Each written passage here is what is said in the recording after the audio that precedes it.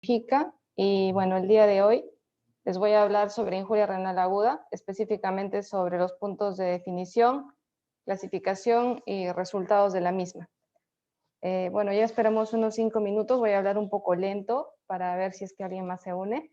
Como verán, estoy de guardia, así que es un poquito complicado que pueda tomar más tiempo para esperar si es que fuera el caso.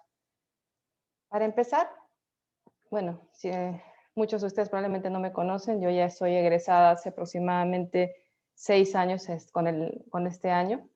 Soy médico nefróloga, trabajo en el Centro Nacional de Salud Renal, me han encargado la Coordinación Nacional de Salud Renal, que básicamente me encargo de lo que es prevención de enfermedad renal crónica.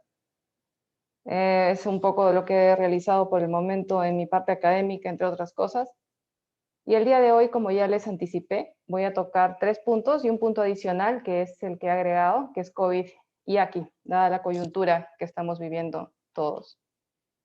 Para empezar, un poquito de historia, para saber de dónde, cómo, cuándo nace este tipo de patología, que más que patología es un síndrome.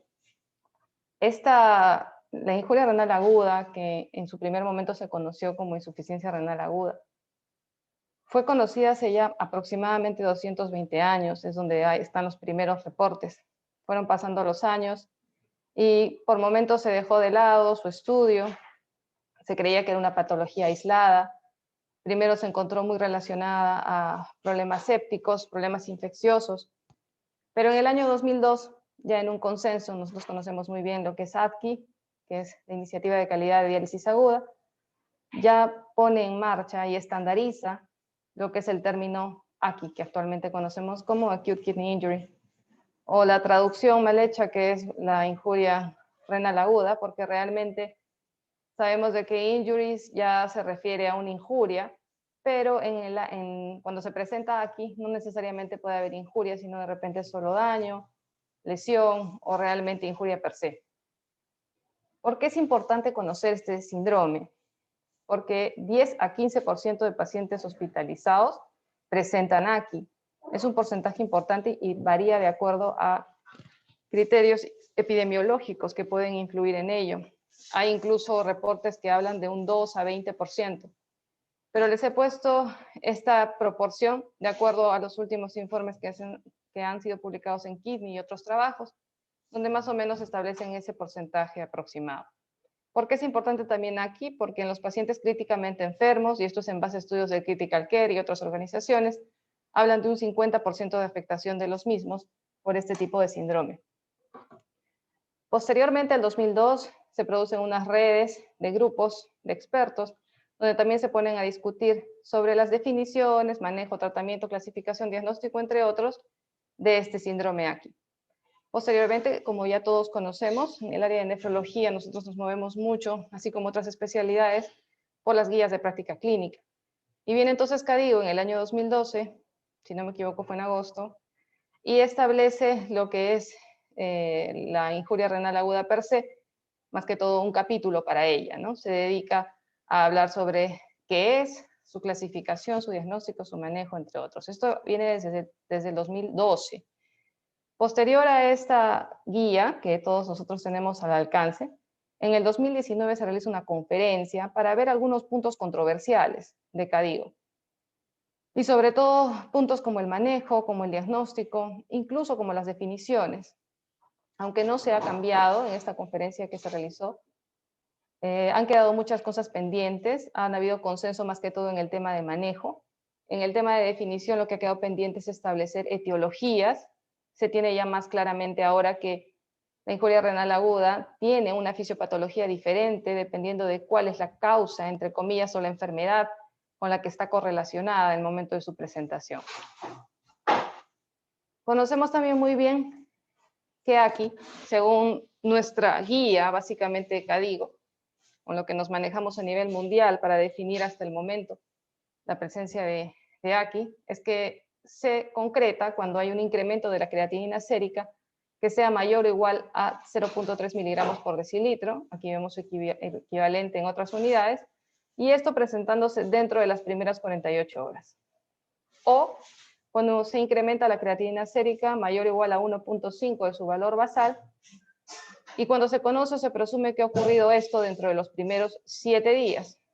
O cuando el volumen urinario es menor de 0.5 mililitros por kilo en 6 horas. Todavía nos manejamos todos con esta definición y hay unas variaciones más bien en estadios, así como hablamos en enfermedad renal crónica de 5 estadios, el día de hoy vamos a hablar de 3 estadios en la injuria renal aguda, mejor dicho, en la lesión renal aguda. Como les anticipé, aquí o lesión renal aguda es un síndrome que se va a caracterizar por una abrupta disminución, que puede ser incluso en horas, de la función renal. Y esto incluye tanto la injuria, que es el daño estructural, así como que haya una disfunción, una falla, una pérdida de la función. El espectro de aquí es muy amplio, como ustedes ya tienen conocimiento, se puede desarrollar como consecuencia de diferentes condiciones patológicas y estas pueden llevar también a aquí. Sabemos, por ejemplo, que en el síndrome cardiorrenal puede estar vinculándose, o puede ser, mejor dicho, el principal factor desencadenante de una falla cardíaca, como puede ser al revés también, ¿no? Que el riñón sea el que esté fallando y que posteriormente dañe el corazón. Pero hablando específicamente de aquí, vemos que el espectro es bastante grande. Se vio inicialmente que las cirugías grandes, mayores, sobre todo cardíacas, y también luego están las traumatológicas, engloban una gran parte de los causales de este síndrome. La falla cardíaca aguda descompensada, el shock, sea por cual sea su causa, los procesos infecciosos, la sepsis, es un muy importante factor determinante de que se presente esta enfermedad, microangiopatía trombótica, toxinas, glomerulonefritis, entre otros. La clasificación, esta es la que vemos que no es que varía un poco, está mejor dicho un poco más definida que lo anteriormente visto.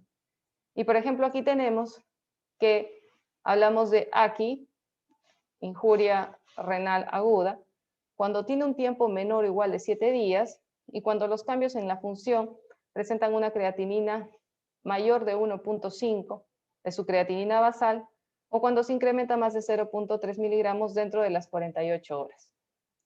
También cuando hay un volumen urinario o mejor dicho, menor de 0.5 mililitros por kilo en mayor o igual a 6 horas. Puede haber daño estructural aquí, no está definido.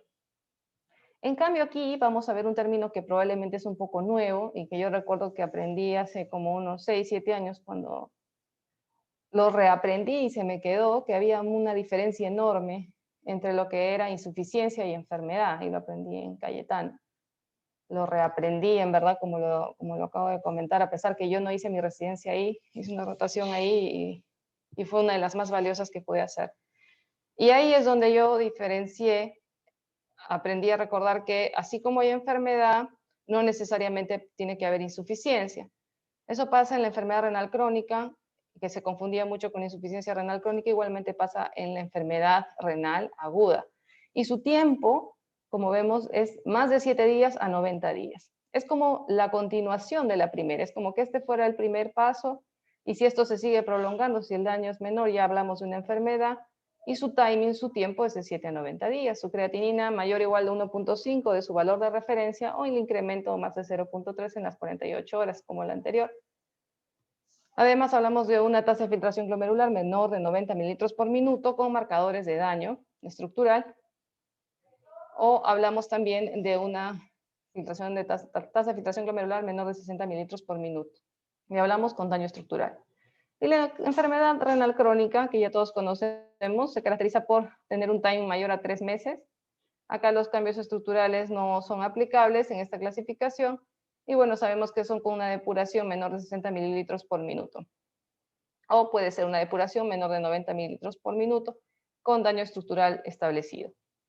Les mencioné que íbamos a hablar el día de hoy sobre estadios, así como la enfermedad renal crónica, aquí también se caracteriza por estadios, estadio 1, 2 y 3. Y esto es de acuerdo a Cadigo. El estadio 1 es básicamente cuando la creatinina sube 1.5 veces sobre su valor basal, como lo hemos mencionado en la primera línea, ¿no? En la primera fila. En el estadio 2, en cambio, solo variamos el 2 y variamos el tiempo. Creatinina mayor o igual a 2 veces de su valor basal, con un volumen urinario menor de 0.5 mililitros por kilo en más de 12 horas. Y el estadio 3 es cuando la creatinina es 3 veces su valor basal, o incrementa, o es mayor o igual a 4, o necesita diálisis aguda, o tiene un volumen urinario menor de 0.3 mililitros por kilo en 24 horas. Esta es la clasificación que actualmente estamos manejando. Nosotros clásicamente conocemos la clasificación de Rifle, que si ustedes se dan cuenta es muy parecido a lo que acabo de mencionar en el estadio 1, 2 y 3, solo que ahora lo estamos aplicando como estadios. Aquí les he puesto unos cuadros comparativos, si quieren igual les puedo dejarlo a la exposición, donde podemos ver cómo clasifica Cadigo, cómo clasificamos de acuerdo a Rifle, cómo clasificamos de acuerdo a King y el gasto urinario en relación a cada una de las clasificaciones. Recordamos el acrónimo Rifle, que es muy importante, y bueno, hasta ahora muchos especialistas, sobre todo de unidad de cuidados intensivos, todavía se manejan con este acrónimo para describir en qué momento estamos de la falla renal aguda. Esto es algo que nunca hay que olvidar, sobre todo por la escasez de pruebas laboratoriales que tenemos en el medio, muchas veces para determinar y diferenciar entre una injuria renal aguda o una lesión renal aguda propiamente dicha, renal o prerrenal, tenemos que hacer uso de laboratorio y de lo que encontramos ahí. Lo ideal es hacer una fracción excretora de sodio. Si es que no se cuenta con eso, podemos hacer uso de la osmolaridad urinaria o del sodio urinario, etcétera. Pero hay que tener claro estos parámetros. Cuando nosotros hablamos en general de lesión renal aguda y tenemos esta división es semianatómica. Es una clasificación semianatómica. Y como podemos ver, y ya lo sabemos bien, prerrenal más que todo se asocia a estados de hipoperfusión. Renal es básicamente la que es una patología intrínseca del riñón, ¿no? Esta es la única que es intrínseca. Y posrenal es la que sí podemos encontrar, es la única en que básicamente sí podemos encontrar síntomas. En las otras dos probablemente no. Básicamente no, mejor dicho. ¿Cuáles son los resultados de ACI? Ya hemos visto su definición, hemos visto la clasificación y ahora vamos a ver los resultados. ¿Por qué es importante estudiar este tipo de síndrome? Porque miren, 2/3 de los casos de lesión renal aguda se van a resolver dentro de los 7 días. 2/3. Entonces, ¿qué pasa con el resto? Los pacientes que tienen lesión renal aguda en los estadios 2 a 3, que recordemos, estadio 2 a 3 es creatinina mayor de 2 de su línea basal o mayor de 3, con un volumen urinario menor de 5 en 12 horas o, como hemos dicho acá, un volumen urinario menor de 0.3 en 24 horas. Entonces, cuando tenemos esos dos estadios y se resuelven en los 7 primeros días y sobreviven además sin disfunción renal, miren la supervivencia al año, puede ser más del 90%, o sea, tampoco es que llegue a ser a 100%, para que vean cuál es el efecto que tiene realmente la lesión renal aguda en la función renal. Puede ser un efecto bastante importante, y esto que estamos hablando de estadios 2 y 3. Estadio 2 es el más buenito, por así decirlo, estadio 3 ya puede tener requerimiento de terapia sustitutiva renal. Pero ¿qué pasa cuando los pacientes nunca resolvieron el cuadro? Digamos que llega a una necrosis cortical, en una ACI, en una lesión renal aguda. Estos tienen 47% probabilidad de muerte hospitalaria, es casi la mitad, es bastante. Y de estos, digamos que logran ser dados de alta, miren, comparen la supervivencia en el primer año, es 77% versus el 90% que tenían los que resolvían en los primeros 7 días.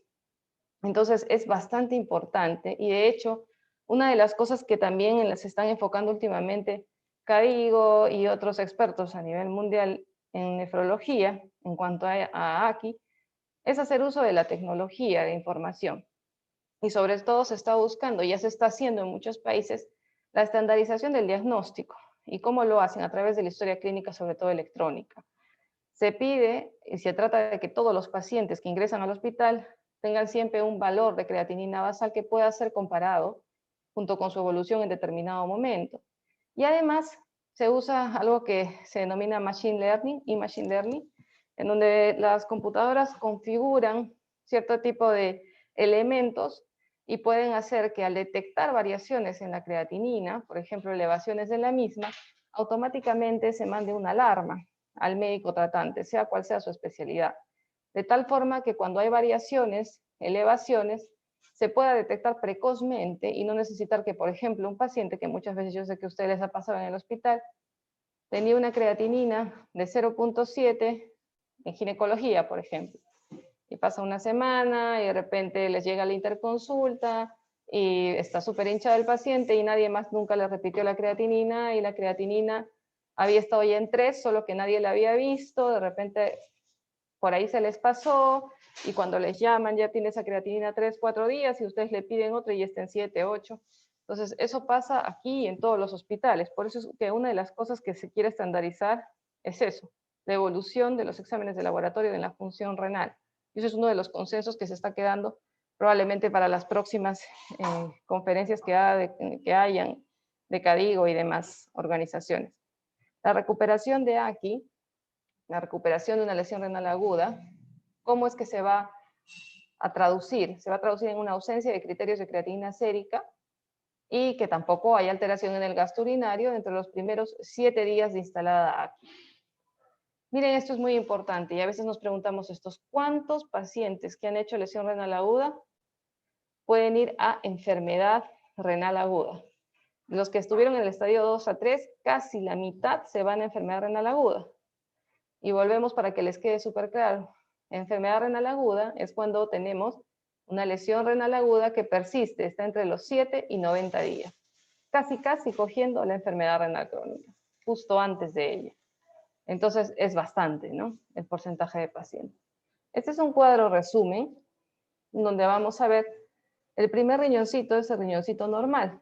Es un riñoncito que no tiene comorbilidad, que tiene una depuración mayor de 90 mililitros por minuto. Es un riñoncito que está perfectamente sano. El segundo riñoncito que vemos es un riñoncito que tiene alta susceptibilidad. Es un riñoncito que de repente ya ha tenido antes una injuria renal aguda. Y otro escenario, o sea, acá estamos viendo 3 posibilidades, ¿no? Para ver qué es lo que podría pasar en cada uno de ellos si se presenta la lesión renal aguda. Y el tercer escenario si tuviéramos un pacientito con enfermedad renal crónica, ¿ya? Entonces, el primero, como hemos dicho, es un paciente normal con una depuración mayor de 90 mililitros por minuto y que tiene también una función renal residual intacta, mayor de 30 mililitros por minuto. Acuérdense que la función renal residual es como por decir una función adicional que nosotros tenemos guardadita y que solo sale en periodos de estrés fisiológicos o patológicos. Por ejemplo, un periodo de estrés fisiológico sería el embarazo. Nosotros sabemos que cuando hay embarazo, la tasa de filtración glomerular aumenta, hay una hiperfiltración, pero es un estado fisiológico y ahí se puede traducir, se puede ver con mayor claridad que el aumento de la tasa de filtración glomerular, esa resta, por así decirlo, del aumento versus la tasa de filtración glomerular basal en un riñón normal, vendría a ser la función renal residual. En cambio, en un estado patológico, por ejemplo, podría ser en una nefropatía diabética. Ahí también puede haber hiperfiltración, pero esto ya es un estado patológico, y ahí también podemos ver la función renal residual. Entonces, ese es un escenario. El otro escenario dijimos que era un riñoncito con alta susceptibilidad, que por ejemplo ya había tenido previamente una lesión renal aguda, y estábamos viendo el riñoncito con enfermedad renal crónica, con depuración, digamos, mayor de 60 mililitros por minuto. Entonces, a cualquiera de estos 3 escenarios, si es que se le expone a una noxa y se desencadena finalmente una lesión renal aguda, esta lesión renal aguda, como hemos mencionado, puede irse a un estadio 2, puede irse a un estadio, perdón, 1, 2 o 3. El estadio 1, los riñoncitos se someten a estrés y posteriormente hay resolución del cuadro. Puede ser que se dé, mejor dicho, se da una reparación adaptativa y que haya una reversión del cuadro. La reversión puede ser tempranamente sostenida, posteriormente se recupera el riñoncito, su depuración es mayor de 60 mililitros por minuto, y aquí tiene 2 posibilidades este riñoncito.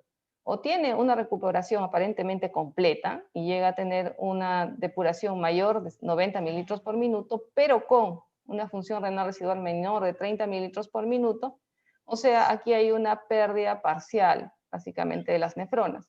O puede tener una realmente completa recuperación, en donde recupera su tasa de filtración glomerular es más de 90, así como su función renal residual es más de 30.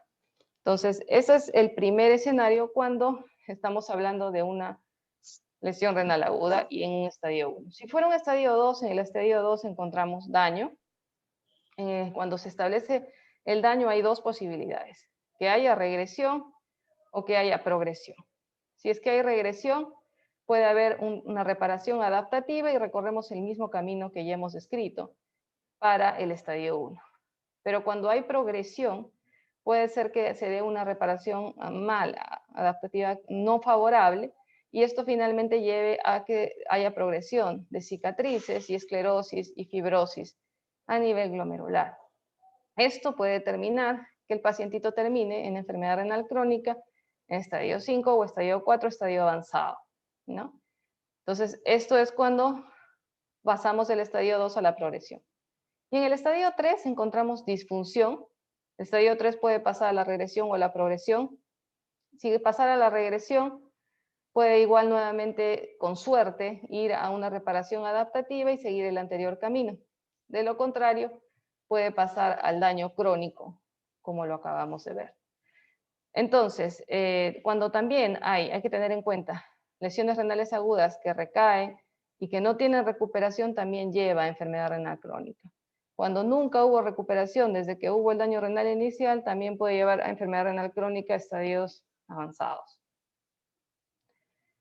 En cuanto a estos conceptos de lesión renal aguda transitorios, son conceptos que, entre comillas, se han añadido hace pocos años, y la aquí transitoria viene definida por una rápida reversión dentro de las primeras 48 horas y está muy correlacionada con una reducción de la morbimortalidad. Menos de 2 días, ese riñón está otra vez bien.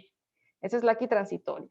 Aquí persistente, en cambio, es cuando se da reversión del cuadro de aquí, pero esto se da entre el día 2 al día 7. ¿Ya? Esa es la que sigue, por así decirlo, de la transitoria. Y la enfermedad renal aguda es aquella lesión renal aguda que no se recupera en una semana, como ya hemos visto. Y eso puede llegar de 7 a 90 días, como ya hemos visto también. Entonces, esta no se recupera, puede tener estadio 1, 2 o 3, sobre la base de los criterios que ya hemos mencionado. Y el estadio 0 es cuando hay un subgrupo A o C, o sea, cualquiera del estadio A, B o C, es un subgrupo donde se presentan pacientes sin estadio 1 y 3, pero que tienen un mayor riesgo de progresión a enfermedad renal crónica. O sea, por ejemplo, es un pacientito que queda con depuración mayor de 90 mililitros por minuto, pero con disminución de la función renal residual, o que queda con proteinuria, o queda con algún otro marcador de daño. Esto es lo que acabamos de ver en otro esquema, quizás un poco más bonito. Aquí está la recuperación y aquí está la progresión. Tenemos dos ramas. Acá vemos la lesión renal aguda. Dijimos que cuando se revierte sostenidamente es cuando se da en menos de 48 horas. Hemos dicho que también puede haber una aquí transitoria. Hemos dicho que puede ser hasta 2 días su duración y luego se va obviamente a su recuperación. En cambio, hemos dicho que se presenta la enfermedad renal aguda y esta hemos dicho que tiene un intervalo entre 7 y 90 días. Y la enfermedad renal aguda puede hacer que se presente como consecuencia de una recurrencia de una lesión renal aguda. Nuevamente se presenta una lesión renal aguda y puede ser que eso lleve a la enfermedad renal aguda. Esta a su vez puede llevar a la muerte o puede llevar a una lesión renal aguda persistente, la cual finalmente conlleve a la progresión del daño renal. Y esta también puede llevar, si es que se prolonga más de los 90 días, a lo que llamamos enfermedad renal crónica. Acá hay una reparación adaptativa en lo verde, en así decirlo, hasta este momento positivo, y a medida que van transcurriendo los días y la lesión persiste, vemos que ya la reparación no se da de forma adaptativa. Antes de que pase por aquí, factores de riesgo importantes, ya sabemos, la severidad, la albuminuria, la edad, es importante el género, si es que ya había previamente enfermedad renal crónica, entre otras cosas más, diabetes, obesidad, lo que es conocido por nosotros. ¿Cuáles son los resultados de aquí? Es básicamente lo que habíamos comentado antes. En los estadios 1, 2 y 3 es lo que más claro debe quedar del día de hoy en cuanto a la clasificación. Las definiciones de aquí yo creo que también han quedado claras. Hemos dicho que es transitoria o temprano cuando es menos de 48 horas. 48 horas a 7 días hablamos que era persistente y de 7 a 90 días hablábamos de una enfermedad renal aguda. esta de aquí. Y dijimos que si duraba más de 90 días esta lesión renal aguda, pues ya pasábamos a denominarla como la conocemos, enfermedad renal crónica. Y hablábamos de estadio 0 cuando había una enfermedad renal aguda y tenía subtipos, el A, el B y el C. El A no hay evidencia de injuria o de daño, el B hay biomarcadores o pérdida de la función renal residual y esto puede indicar injuria. Y el C es que la creatinina no logra regresar a su línea basal.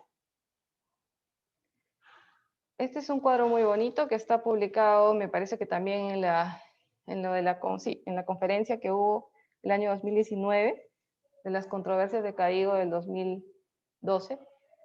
Y aquí básicamente lo que tratan es de enfocar cómo sería el manejo o el cuidado en el paciente que ha presentado lesión renal aguda. Y lo separan de acuerdo a, por ejemplo, lesión renal aguda de corta duración, cuando solo ha tenido un día. Aquí hay que ver la creatinina si es que vuelve a su valor normal, a su línea basal.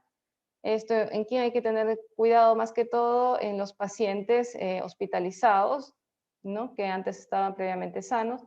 Y acá nos ponen unas abreviaturas, por ejemplo, CAMS, que se refieren a la función renal, se refiere a la medicación que recibe el paciente, la presión sanguínea, si es que está, desde el día en que está enfermo, entre otros. Es un paquete que se debe tener en cuenta para poder evaluar periódicamente al paciente. Incluso ellos ponen como sugerencia un año. Estas son sugerencias, recomendaciones, todavía no está estandarizado. Se está buscando que eventualmente se estandarice qué tipo de seguimiento se va a dar a los pacientes que presenten este tipo de síndrome.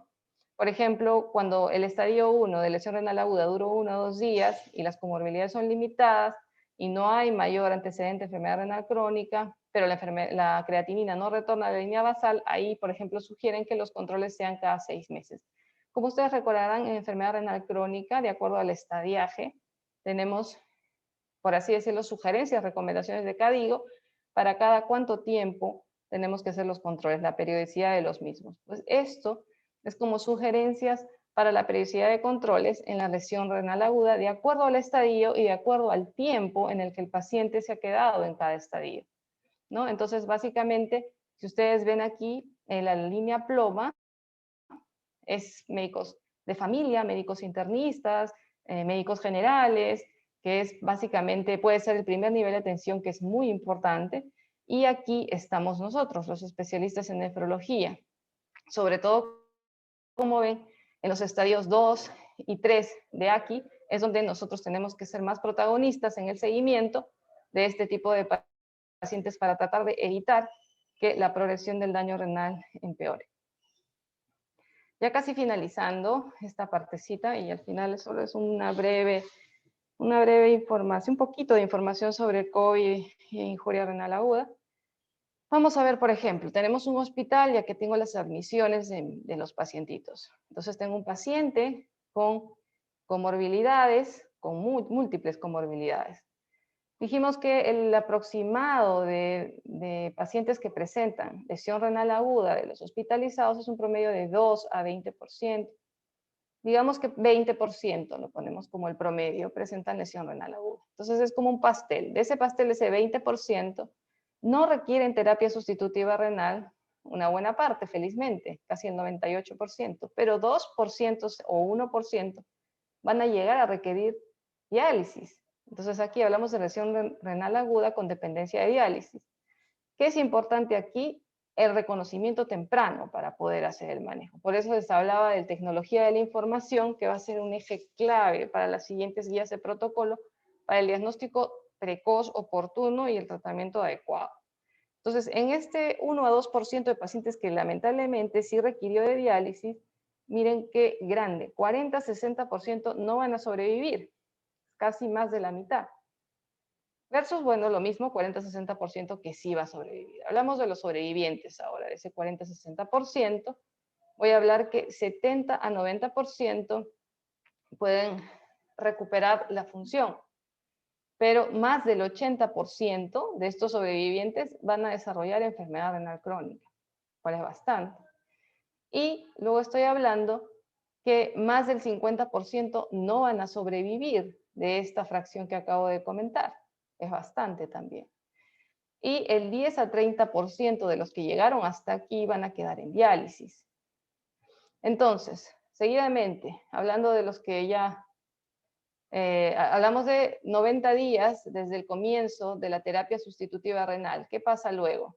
Luego de los 90 días que yo inicié mi diálisis, 1 a 6% se recuperan cuando han pasado más de 90 días. O sea, muy, muy, muy poquitos, porque acuérdense que este porcentaje viene del porcentaje anterior y del anterior y del anterior. O sea, las probabilidades de regresar de un paciente que ha quedado con injuria renal aguda, han pasado más de 90 días y que recupere su función renal, prácticamente muy pequeña o casi nula.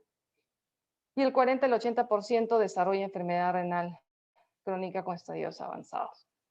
Entonces, como podemos ver, es bastante. Para empezar, donde tenemos que actuar es en la parte de aquí, en diagnosticar a tiempo la lesión renal aguda en pacientes hospitalizados. Y se pueden hacer estudios de investigación, podría ser un trabajo muy bonito que se hagan en múltiples hospitales en forma simultánea, por ejemplo, ahora viviendo lo del COVID, para ver cuál es el daño, cuál es la lesión renal aguda, cuántos pacientes presentan este síndrome en los distintos hospitales del Perú y ver si hay algún tipo de variación de acuerdo a la región. Aquí, cuando hablamos de mortalidad, supervivencia y dependencia de diálisis al alta en pacientes que requirieron terapia sustitutiva renal y que presentaron lesión renal aguda, podemos ver que los pacientes que peor van, evidentemente, son los que están en la unidad de cuidados intensivos, ¿no? Esos casi tienen una probabilidad mayor del 50% de mortalidad cuando presentan lesión renal aguda. Miren el número de pacientes que murieron, el porcentaje. Los porcentajes son bastante altos, casi, acá está el porcentaje en paréntesis, perdón, casi ninguno llega a ser menor del 45%. Entonces mueren muchísimo cuando presentan este tipo de... Se le llama, incluso se le quiere llamar como una patología aislada a la lesión renal aguda asociada a sepsis, porque tiene una fisiopatología muy puntual. Y hay muchos mecanismos que están vinculados a esto. Y ya para finalizar, porque sé que, bueno, todos estamos movidos por este tema, es el pan nuestro de cada día, y desayunamos, almorzamos, cenamos, COVID. Lo que ustedes están pudiendo ver en el hospital, más que todo, es la injuria renal aguda, lesión renal aguda asociada a este tipo de infección. ¿Cuáles son los mecanismos fisiopatológicos que desencadenan la lesión renal? Pues hay glomerulopatía colapsante, según los últimos, por ejemplo, hay un artículo que se ha publicado en el 2000, me parece 21, en la revista americana de la Sociedad de Nefrología, donde es muy chiquitito, creo que es de 2 caras nada más, donde menciona que hay lo que ya sabemos, lesiones a nivel glomerular, tubular, vascular, puede ser por efecto citopático directo, sobre todo se señala y ya se conoce que hay una tormenta inflamatoria, la cual va a tener como consecuencia el daño en todo aspecto, ¿no? No solo glomerular, no solo tubular, y esto es algo que hay que tener en cuenta porque a veces la gente se equivoca y nosotros como nefrólogos no nos podemos equivocar. Muchas veces se llamaba necrosis tubular aguda y era sinonimia para muchos de lesión renal aguda y no es lo mismo. Como ya mencionó el doctor León, la fisiopatología depende de a qué está asociada la lesión renal aguda, a qué enfermedad está asociada en su momento o en su presentación. Entonces, en el COVID vemos que también hay daño endotelial, aparte del problema glomerular, hay coagulopatía, hay activación del complemento, obviamente hay una tormenta inflamatoria en cuanto a los efectos directos del virus. Pero como efectos indirectos, puede ser el manejo de fluidos, que influye mucho. Ustedes saben que no solo la hipoperfusión o hipovolemia influye en el daño renal agudo, sino también puede serlo la mayor cantidad de infusión de líquidos, una sobrevolemia. Otros efectos indirectos pueden ser la ventilación mecánica, las nefrotoxinas. Además hay un daño cruzado de los órganos, fiebre, sepsis, diarrea, entre otras cosas más. Los factores de riesgo que ustedes conocen para COVID en general, también están relacionados mucho con lo que es lesión renal aguda, pacientes mayores. Acuérdense que a partir de los 30 años, la depuración de creatinina, la tasa de filtración glomerular, cae aproximadamente en 0.8 mililitros por minuto. Dependiendo de la función renal residual de cada uno de nosotros, probablemente en algunos no se note cuando tengamos 80 años y tengamos una tasa de filtración glomerular de 80, 90, pero en otros puede que sí. Entonces eso hay que tener en cuenta. A veces cuando ustedes hacen las depuraciones, calculan a los pacientes adultos mayores y le sale depuraciones de 60, 70, no necesariamente es que hay alguna enfermedad asociada renal, sino probablemente pueda ser por el tema del envejecimiento. Son poblaciones de riesgo, diabetes, mellitus, hipertensión, enfermedad cardiovascular, entre otros. Podría ser como el doctor León nos comentó ayer, un trabajo súper interesante de COVID e injuria renal aguda. Ya casi terminando, acá les hablo de alto riesgo, aquí en estadio 1, aquí en estadio 2 y aquí en estadio 3. ¿Qué es lo que se sugiere? Estandarizar el cuidado para prevenir que haya falla multiorgánica, que se individualice el manejo de fluidos. Ya saben ustedes que se tiene que preferir cristaloides, se tiene que considerar el monitoreo de la hemodinamia, se tiene que también monitorizar, como sabemos obviamente, la creatina sérica y el gasto urinario, corregir hipoglicemia, considerar evitar nefrotóxicos como contraste u otros agentes. Acabamos de hablar de la mortalidad en UCI. Miren la mortalidad en UCI con pacientes que están presentando COVID. Esto se ha realizado en Nueva York, en Estados Unidos. Es un estudio que involucró aproximadamente 4.000 pacientes. Son varios colaboradores y en más o menos 60, 67 hospitales a nivel de los Estados Unidos en general, pero lo presenta en su mayoría la población es de Nueva York. Y vemos acá la severidad de AKI. Acá también vemos AKI en los pacientes en cuidados intensivos y la mortalidad de AKI, ¿no? Entonces podemos encontrar que, por ejemplo, en la severidad estadio 1 y 2 de los pacientes, casi el 70% con AKI. Y en el estadio 3, un tercio, ¿no? Y los pacientes en UCI, miren cuánto aumenta de 76 a casi 47. O sea, casi el 76% de los pacientes en UCI presentan lesión renal aguda asociada a COVID. Hablábamos antes de 50% en pacientes hospitalizados sin COVID por otras patologías. En cambio, por COVID llegamos al 76%, es un montón. Y que requieran terapia sustitutiva renal, 1 de cada 5 requiere diálisis. Y se está viendo que la mayoría de pacientes COVID, cerca de un tercio de los que han necesitado, de los que han tenido lesión renal aguda, queda con daño renal crónico. Por eso es tan importante registrar eso. Y acá luego nuevamente vemos multivariables de regresión logística para identificar factores de riesgo de AKI y COVID. Ustedes ya los conocen los factores de riesgo para COVID severo.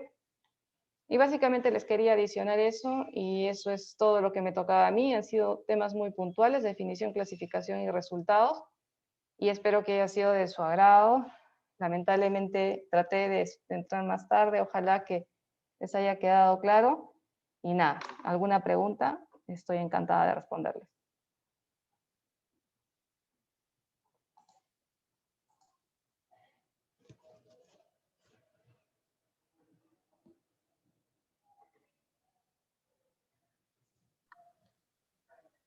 Doctora, muchísimas gracias. Solamente para agradecerle, ha sido muy clara en las definiciones y muy amable por volver a incidir justamente en esto, ¿no? Lo que es lesión y enfermedad, ¿no? Muchísimas gracias a ustedes porque yo sé que le están pasando mal, le estamos pasando mal todos, pero no quita que igual tenemos que seguir para adelante porque realmente no tenemos otra opción y porque en esta vida todo tiene que acabar, incluso lo malo, así que hay que seguir para adelante, seguir estudiando, aprovechen estos años de la residencia que pasan volando, fórmense bien, pregunten, estudien. Y si no hay ninguna pregunta, yo me despido de ustedes agradeciéndoles por su atención. Espero no verlos aburridos. Si quieren la charla, yo se las alcanzo. Les voy a dejar mi correo en el chat. Y bueno, cualquier cosa a su servicio hoy y siempre. Mucha fuerza. Que Dios los bendiga y un abrazo a toditos. Les dejo mi mail ahí. Y nada, que tengan una linda noche.